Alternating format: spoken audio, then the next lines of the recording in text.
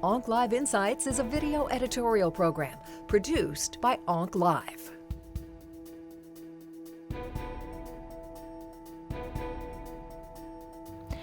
When we have in front of us a patient with myeloma at a relapsed or refractory status, it is very important to well balance the efficacy and the quality of life. Quality of life is important, but also treatment efficacy. We can't prescribe a treatment for a patient with an excellent toxicity profile and with an excellent quality of life for the patient if the treatment is not effective. So what is very important from my personal point of view is to well balance both aspects. In this way, what is important is to ask frequently to the patient about their quality of life, about the side effects they can develop after the treatment, and to start prompt actions in order to try to reduce those or to do modification of the treatment in order to try to maintain the efficacy but also the quality of life.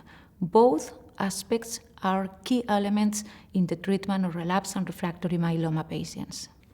Of course, in the management of our patients with myeloma, specifically at the moment of relapse or refractory status, we always have in mind some key aspects. The first one is the type of relapse. It's not the same to have a biochemical relapse in which just the N component is increasing and the patient is completely asymptomatic than to be in front of us a very aggressive disease with extramedullary disease, renal impairment of multiple lytic lesions with severe pain. Also, we have to consider, of course, the prior lines of therapy, the efficacy patients have experience with the prior lines of therapy, and it is not the same if the patient has achieved a complete response or partial response than if the disease was just stabilized. Also important to evaluate the duration of the response. The toxicity profile is a key aspect because we can't consider the retreatment with any mid if patient had experienced, for example, an embolus pulmonar. On the other way, probably we can't consider the retreatment with a proteasome inhibitor-based combination with bortezomib-based combination if a patient had previously developed a grade 3 or 4 peripheral neuropathy. And of course, we have to consider the options that we have because it is not the same to have only the approved drugs than to be possible to use many new agents inside or outside clinical trials.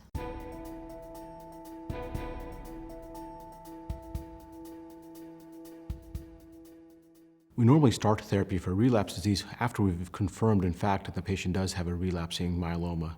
And so the key there is first actually to confirm that you have relapsed myeloma. So if you see a rise in the paraprotein from 0.1 or 0.2 or 0.3 grams, I think you want to confirm, in fact, because you'll normally see fluctuations in the paraprotein or the light chains over time. So once you've in fact confirmed after 2 measurements and that this patient is in fact progressing, then I think it's important to have a change in your treatment strategy or an addition of novel therapies to your treatment strategy for relapsed myeloma. Now, of course, if you have a really aggressive relapse, then you don't need to wait for confirmation. You can go ahead and change your therapeutic strategy in that setting.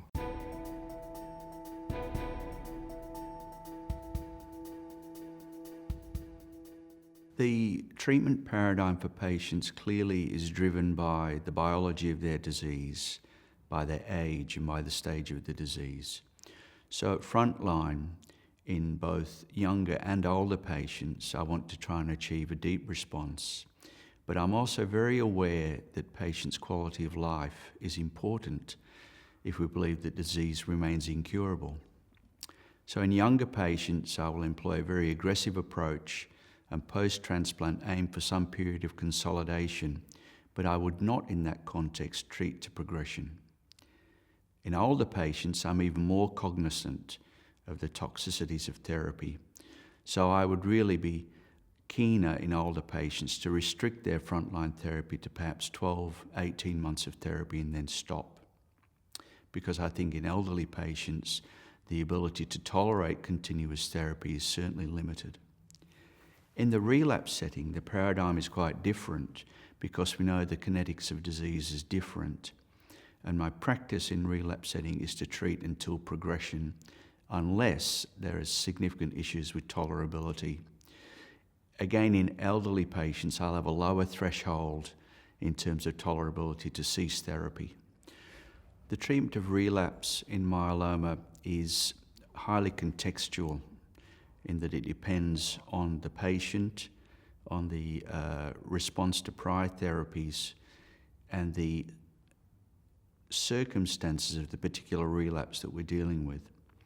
So in the early relapse setting, it would really, what would be done would really be defined by how long the first remission had lasted for.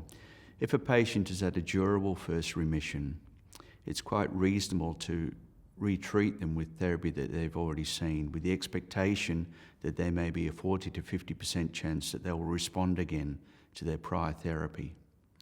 If they've had a very short first remission, there's really no logic to trying to intervene again with the therapy they've had previously.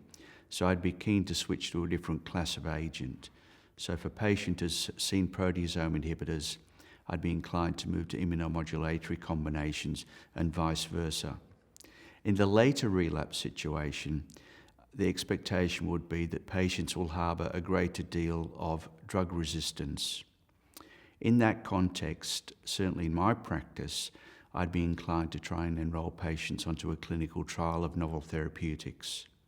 Usually the trials that we do combine standards of care with new agents, trying to exploit synergies or overcome drug resistance, hence my preference for that choice.